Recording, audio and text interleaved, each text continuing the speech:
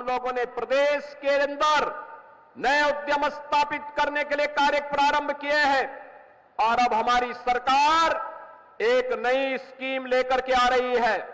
वह है मुख्यमंत्री युवा उद्यमी के रूप में।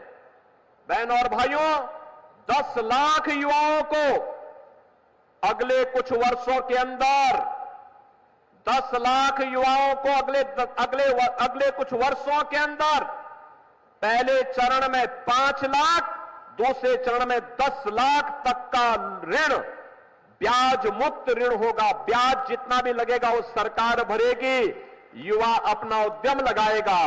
एमएसएमई उद्योग के लिए 1000 दिनों तक एनओसी की बाध्यता समाप्त, सारी औपचारिकता 1000 दिन तक होती रहेगी। आप अपना कार्य आगे बढ़ाइए।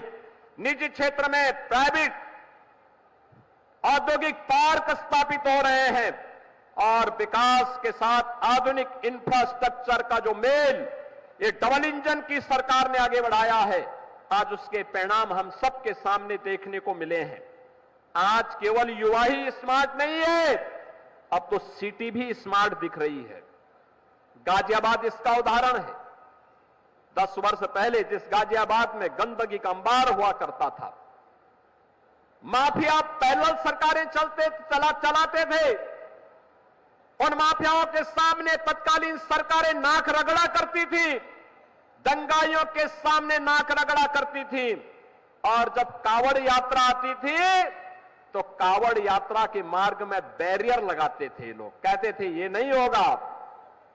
इनको लगता था कि जैसे कावड़ यात्रा होगी तो पता नहीं क्या हो जाएगा।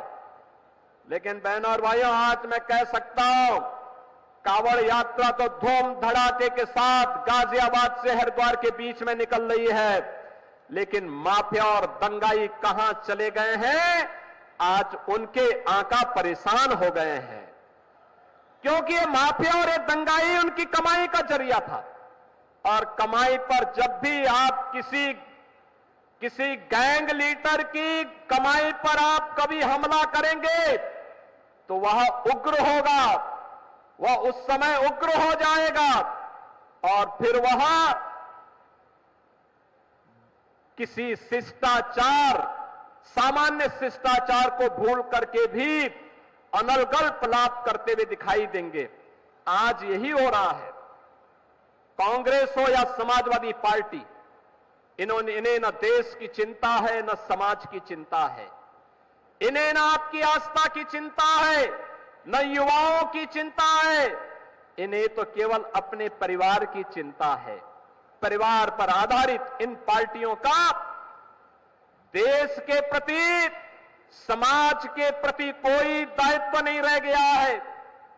ये केवल और केवल अपने संकीर्ण स्वार्थों के लिए समाज को बांटेंगे, जातीयता के नाम पर आपस में लड़ाने का काम करेंगे, वर्ग संघर्ष की स्थिति पैदा करेंगे और वर्ग संघर्ष की स्थिति पैदा करते हुए फिर दंगाइयों को लूटपाट करने, बेटी की सुरक्षा के साथ खिलवाड़ करने की छूट देंगे।